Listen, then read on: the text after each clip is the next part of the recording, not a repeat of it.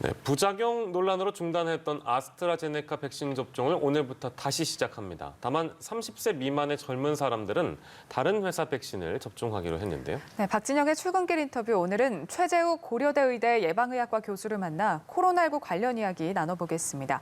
현장에 나가 있는 박진영 기자 나와주시죠. 네, 박진영의 출근길 인터뷰 오늘은 최재욱 교수와 이야기 나눠봅니다. 안녕하십니까? 네, 안녕하세요. 최재욱입니다. 네, 이 코로나 확진자 수가 주말에 600명대가 나오는 등 500명에서 600명을 왔다 갔다 하고 있는데 좀 늘어나는 분위기긴 합니다. 현재 상황 좀 어떻게 보고 계신지요? 네, 말씀하신 대로 지금 일일 신규 확진자 500명에서 600명대로 정체에서 확산 일로에 있다. 그렇게 보여지고 있는 상황이고요. 지금 이러한 상황은 지역사회 감염이 지금 서울, 경기에서 전국적으로 만연돼가고 있는 그런 상황에서 기존의 방역 정책이 거리두기 프로그램이 적절히 대응하지 못하는, 지금 이거를 제압하지 못하는 그런 상황이라고 보여집니다. 네. 그렇다면 이제 확진 규모를 조금이라도 줄이기 위해서는 어떤 방법이 지금 가장 필요한 겁니까? 네, 우선 구체적인 방법을 말씀드리기 전에 이제 방역 정책의 패러다임이 좀 바뀌어야 되는 시점에 있다는 점을 분명히 인식하는 것이 필요하다고 생각합니다. 과거 집단 감염이 발병했을 곳에 했던 상황에서 집단 감염 발병한 걸 통제하는 것으로 해결됐던 것이 아니라 이제 지역사회 전반적으로 퍼져 있기 때문에 지역사회에 들어가서 감염을 찾아내고 찾아내는 그리고 해결하는, 줄이는 이런 노력들이 필요하고요. 그러기 위해서는 직장, 학교, 공공단체, 사회단체, 이 지역사회에 있는 각 단체에서 자발적으로, 자율적으로 전수조사를 종업원들에게, 직원들에게 전면적으로 확대하는 그런 방안을 통해서만이 지역사회 감염을 줄일 수 있지, 앉아서 기다리는, 환자가 와서 앉아서 기다리는, 진단하는 이런 방식으로는 이제는 어렵다라는 그런 패러다임 전환이 반드시 필요하다는 걸 말씀드리고 싶습니다. 네. 이런 패러다임 전환도 필요하겠고 백신 접종도 굉장히 중요한데 이 아스트라제네카 백신 같은 경우 오늘부터 이제 접종이 재개됩니다. 하지만 30세 미만자는 제외하겠다라고 했는데 이건 어떻게 설명을 해야 될까요? 네, 이 부분은 지금 여러 가지 전 세계 유럽에서 나온 아스트라제네카의 유효성에 대한 그 과학적 근거에 따라 시행된 것입니다.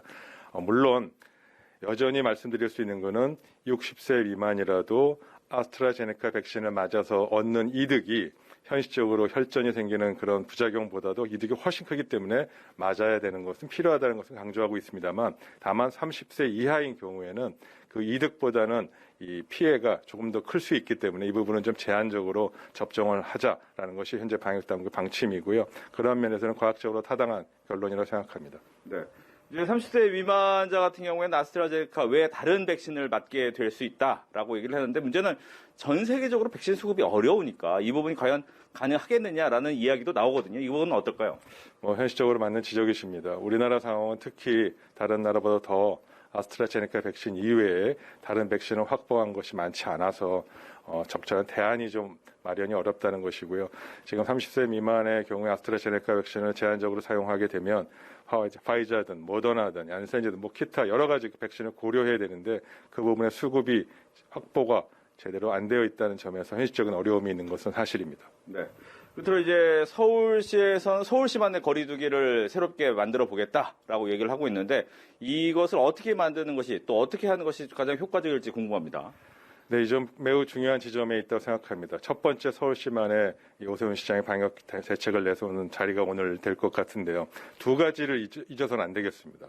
물론 오세훈 시장께서 얘기하신 대로 이 자영업자들, 소상공인의 그런 어려움을 해소하기 위해서 맞춤형의 그런 방역 정책을 세부적으로 업종별로 만들어서 이분의 어려움을 덜어드리겠다는 취지에는 동감합니다만 동시에 그러한 것과 아울러 지금 4차 대유행이 우려되는 이 시점에서 전체적으로 방역의 수준이 완화되거나 이것을 편하게 조금 더 사람들이 좀 느슨하게 하는 그런 메시지가 전달돼서는 안 됩니다. 전체적으로 방역 정책은 강화되지만 그러나 일부 업종에 따라서는 이 부분을 맞춤형으로 해서 피로도를 줄이겠다는 이 두 가지 토끼를 다 잡을 수 있는 현실적인 이런 메시지가 전달이 반드시 필요하고요.